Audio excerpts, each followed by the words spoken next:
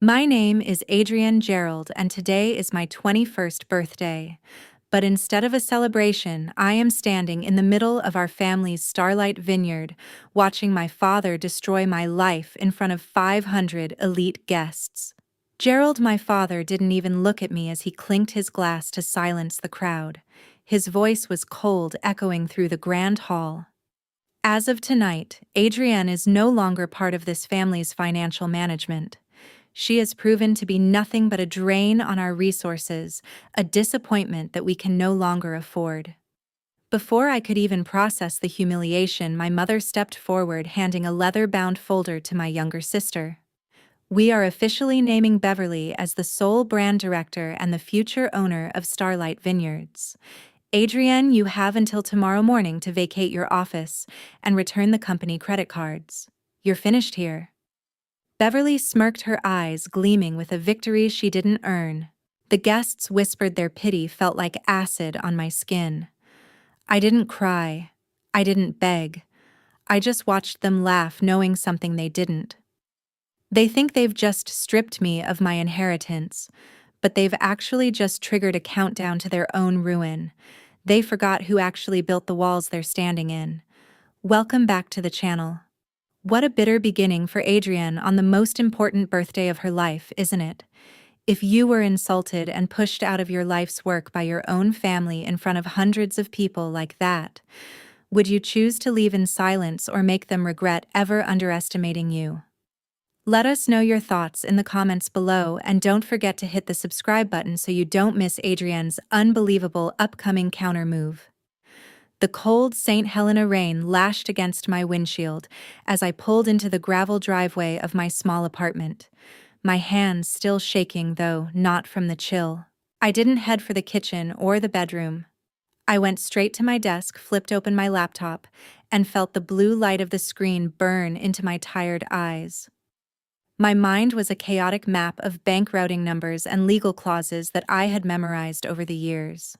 I logged into my private banking portal, the one tied to the inheritance my grandmother had promised would be my safety net once I reached the age of 21.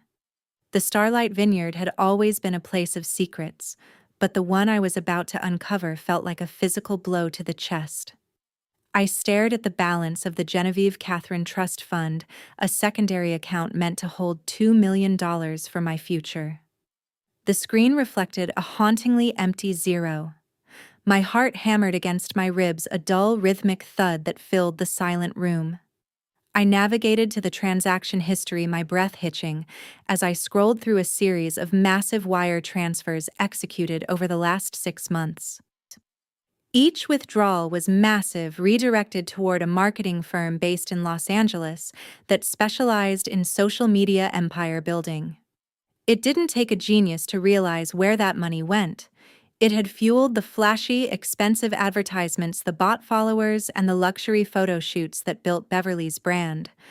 But what made my blood run cold was the authorization documents attached to the transfers. I clicked on the digital PDF of the last withdrawal request, zooming in on the signature line. There it was, my name, written in a perfect flowing script that looked exactly like my own handwriting. But I had never signed this. I had been away at the Vineyards bottling facility in Sonoma on the date stamped on this document. I pulled up my digital calendar to confirm my location, then looked back at the screen. This wasn't just a mistake or a misunderstanding. It was a calculated criminal act. My parents, Gerald and Martha, had used a high-resolution scan of my signature from my employment contract to drain my life savings. A bitter laugh escaped my throat as I realized the irony of my father calling me a financial drain. They had stolen my past to buy Beverly's future, and then they had the audacity to throw me out like a piece of trash once the well ran dry. I didn't call Dad to scream. I didn't text Mom to ask why. Instead, I began downloading every single document, every IP address login from the banking portal, and every time-stamped transfer. In the eyes of the federal government, this was identity theft and interstate bank fraud, a felony that carried a heavy prison sentence. I felt the last lingering tether of daughterly loyalty snap inside me.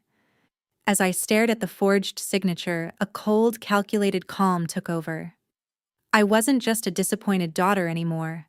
I was a victim of a crime, and I was about to become the most dangerous person in their lives. I reached for my phone and dialed a private number I had kept for emergencies, ready to turn these digital files into a weapon that would dismantle the Starlight Empire brick by brick. The first light of Monday morning filtered through the oak trees of St. Helena, but I hadn't slept a wink. My eyes burning from hours of scouring federal registries and digital licensing agreements. While my father Gerald likely spent his morning gloating over his grand announcement at the gala, I was busy unearthing the very foundation he had built his empire upon, a foundation that ironically bore my name. 2 years ago, in a desperate attempt to shield Starlight Vineyards from a massive corporate tax bracket, Dad had made a calculated move that he surely thought I was too naive to ever exploit. He had registered our proprietary seller management software and the entire USDA organic certification profile under my personal Social Security number and individual professional license. To the outside world, I was just the quiet daughter working in the shadows of the fermentation tanks, but on paper, I was the sole compliance officer for the entire estate. I leaned back in my chair, staring at the government portal on my laptop screen. The realization hit me with the force of a tidal wave. In the United States, the wine industry is a labyrinth of strict federal regulations and agricultural mandates. Without a certified compliance officer to sign off on chemical analysis, soil reports, and bottling logs, every single bottle produced at Starlight was essentially an illegal product. My father had handed me the keys to the kingdom to save a few $100,000 in taxes, never imagining that his financial drain of a daughter would be the one holding the legal leash. I navigated to the intellectual property section of our corporate server, my heart racing as I found the licensing agreement for the Starlight Flow system. This was the custom-built software I had spent my college summers perfecting, a complex network of sensors that monitored everything from soil moisture levels to the precise temperature of the aging barrels in the cellar. Gerald had always bragged about this technology to his wealthy investors, claiming it was the secret to our award-winning Cabernet. What he conveniently forgot was that the patent was filed in my name, and the annual server subscription for the cloud-based data was linked directly to my personal credit card. I wasn't just a worker. I was the owner of the brain that kept this entire vineyard breathing. A cold, sharp clarity settled over me as I realized the magnitude of their mistake. Beverly might have the fancy new title of brand director, and she might own the rights to the flashy photos on the website, but she didn't have the legal authority to ship so much as a crate of grapes across state lines. If I stepped down the legal chain of custody, for every drop of wine in our ham roux would be broken instantly. The USDA organic seal, which allowed us to charge a premium of $300 per bottle, was tied exclusively to my certification. Without my active status, that prestigious green label would vanish, and the value of our inventory would plummet by 40% overnight. I didn't feel like a saboteur. I felt like a woman finally claiming the territory that had been stolen from her long ago. I wasn't planning to burn the vineyard down. I was simply going to stop being the invisible glue that held their lies together. My father and Martha had treated me like an employee they could fire at will, forgetting that I was actually the landlord of their digital and legal infrastructure. As I began drafting the formal withdrawal of my services, I knew that the moment I hit send, the ticking clock on the Starlight Empire would begin.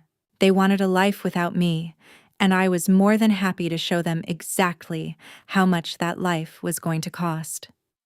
I sat in the silence of my room, the cursor on my screen, blinking like a steady, mocking heartbeat, before I finally pressed the send button on the most important email of my life.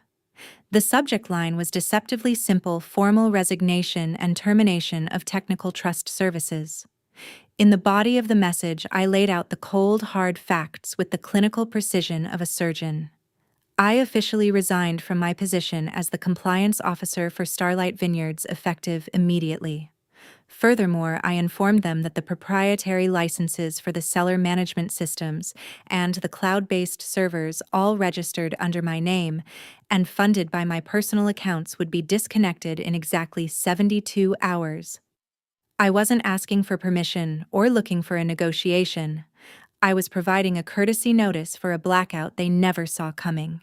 The silence that followed was brief, shattered 10 minutes later by the aggressive vibration of my phone on the wooden desk. I didn't pick up the calls from Gerald. Instead, I watched as the notifications flooded my lock screen with a barrage of arrogant, mocking text messages. My father's words were dripping with the same condescension he had used at the gala. "Stop this pathetic temper tantrum," Adrienne, one message read. "Do you honestly think we're intimidated by your little computer games? You've always been desperate for attention, but threatening the family business is a new low even for you." He truly believed that I was just a hurt child, acting out a girl who could be easily replaced by a new password or a different IT consultant. A few moments later, a message from Martha popped up, equally dismissive. "You're making a fool of yourself, honey. Beverly is already looking into new management software that actually fits her vision for the brand. We don't need your old clunky systems. Take your 72 hours and use them to find a job because you aren't getting another cent from this house." I stared at the screen, a grim smile spreading across my face. They were so blinded by their own narcissism and their obsession with Beverly's image that they hadn't bothered to read the legal fine print I had attached. They didn't realize that "clunky system" was the only thing keeping their wine at the correct temperature and their export licenses valid. The 72-hour countdown began to tick away in my mind, a silent metronome of impending disaster for the Starlight Empire. I spent the afternoon systematically deauthorizing my personal devices from the Vineyards network and setting up a final data backup that only I could access. Each click was a deliberate step toward my own freedom and their inevitable reality check. While they were likely celebrating their supposed riddance of me with a bottle of our finest reserve, I was watching the digital heat maps of the cellar slowly turn from green to a cautionary yellow. The arrogance of my parents was the ultimate fuel for my resolve. They had spent years treating me like a background character in their play, and now they were about to find out what happens when the stage lights are cut. As the first 24 hours vanished, the air in my apartment felt lighter even as the tension in the Napa Valley air seemed to thicken. I ignored the increasingly frantic emails from the Vineyard's office manager, who was already reporting minor glitches in the logistics dashboard. My father's hubris was a terminal illness for the business, and I was simply letting the disease run its course. I had given them a window to act, a chance to realize the gravity of their theft and their betrayal, but they chose to laugh instead. I wasn't just leaving a job. I was withdrawing the very soul of the operation. By the time they realized that my computer games were actually the oxygen keeping their business alive, it would be far too late to apologize. The 72-hour deadline expired at exactly 9 o'clock on Thursday morning, and the digital blackout was as instantaneous as it was devastating. While I sat in a quiet coffee shop miles away from the chaos, the Port of Oakland was becoming the graveyard for my family's most ambitious international shipment. 10 massive containers filled with over 12,000 cases of our premium reserve Cabernet, destined for London's most exclusive distributors, sat motionless under the California sun. The value of the cargo exceeded $2 million, but without the active digital handshake from the Starlight flow system, it was nothing more than a logistical nightmare. Silas Bennett, the veteran international logistics manager who had handled our exports for a decade, stood on the pier staring at his tablet in utter disbelief. He had worked with me for years, knowing that I was the only person who could navigate the labyrinth of European Union traceability laws. Every bottle of organic wine entering the UK required a verified QR code linked to a live database of soil reports and chemical analysis, a database that had just gone dark. Silas frantically dialed the vineyard's main office, his voice cracking with panic when Gerald finally answered. "Gerald, what in God's name is happening?" Silas shouted over the roar of the port machinery. "The customs officials are threatening to seize the entire shipment. They can't verify the organic origin codes. The system is rejecting every single QR scan. If we don't get the traceability certificates live in the next hour, they're going to flag the whole lot as fraudulent cargo." Back at the vineyard's headquarters, the atmosphere was a far cry from the arrogance of the previous days. Beverly sat at my old mahogany desk, her fingers flying across the keyboard in a desperate, futile attempt to bypass the login screen. Her face was flushed with a mixture of anger and genuine terror as the words, "Access denied, admin authorization required," flashed in taunting red letters across the monitor. She had spent months telling our parents that my job was a series of automated tasks that anyone could perform, but now faced with the complex architecture of a secure server, she was completely out of her depth. Beverly tried to reset the passwords only to realize that the recovery secondary authentication was tied to a biometric key that only I possessed. Martha stood behind her, gripping the back of the chair so hard her knuckles turned white. "Just call IT, Beverly. There has to be a way into our own system," she hissed, her voice trembling. But it wasn't just a system. It was a proprietary infrastructure built on my individual professional license. When Gerald burst into the room, his face a grim shade of gray, the reality of their situation finally began to sink in. Silas was still on the speakerphone, his voice echoing through the office. "Gerald, you don't understand. If these codes aren't verified by the compliance officer of record, we aren't just losing the sale. We're facing federal fines for mislabeling and a permanent ban from European ports. Where is Adrienne?" The silence that followed Silas's question was heavy and suffocating. My father looked at the empty chair where I had sat for years, likely remembering the mocking text messages he had sent me just 48 hours ago. The clunky system he had laughed at was now the only thing standing between his legacy and total financial ruin. The traceability protocols I had established were the invisible spine of the business, and without them, the Starlight Empire was collapsing like a house of cards. Out at the port, the first of the containers was already being moved to the non-compliant holding area, a move that would incur tens of thousands of dollars in daily storage fees. They had wanted me out of their lives, and now they were discovering that without me, they didn't even have a business to run.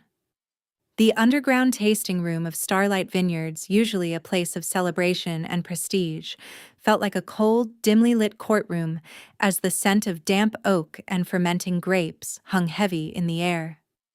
Gerald stood at the head of the long harvest table, his eyes bloodshot and his face contorted in a desperate attempt to maintain control. Sitting across from him were 3 representatives from our largest London distributor, their expressions ranging from impatience to outright hostility. Beverly was huddled in the corner, clutching a tablet she still couldn't operate, while Martha paced back and forth near the cellar door. Gerald slammed his hand onto the table, his voice trembling as he pointed at the empty chair where I should have been. "This is a malicious act of sabotage by an ungrateful child," he barked at the distributors. "Adrienne has locked us out of our own servers to extort the family. We will have the system back online by morning, I promise you." The heavy iron door of the cellar creaked open and I walked in, not as the submissive daughter they remembered, but as a woman backed by the weight of the law. I wasn't alone. Silas Bennett followed close behind, looking grim, accompanied by a woman in a sharp charcoal suit, my legal counsel. The room went silent, the only sound being the rhythmic click of my heels on the stone floor. Gerald's face turned a deep shade of purple. "How dare you show your face here after what you've done to this business?" he hissed. I didn't answer him directly. Instead, my lawyer stepped forward and placed a thick stack of documents on the table in front of the distributors. "My client isn't a saboteur, Mr. Gerald," she said calmly. "She is the primary owner of the intellectual property known as Starlight Flow. More importantly, she is the victim of a sophisticated financial crime. I watched as the distributors began flipping through the pages, their eyes widening with every second. On top of the pile were the forensic analysis reports of the wire transfers from my grandmother's trust fund.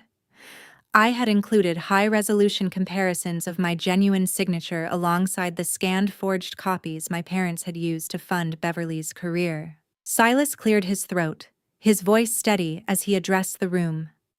As the logistics manager, I have to inform the partners that Adrienne is indeed the sole license holder for the compliance software. Without her authorization, these shipments are legally dead in the water. The lead distributor looked up at Gerald, his voice cold as ice. You told us this was a family-owned asset, Gerald.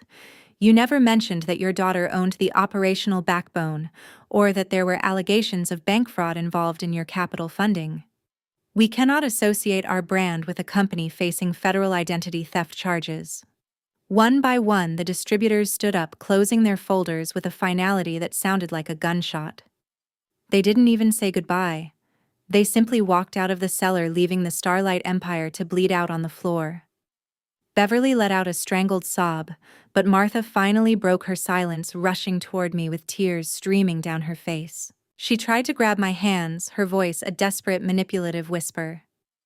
Adrienne, please, baby, we can fix this. We're family. We only did what we thought was best for everyone's future. Don't let your father lose everything he worked for.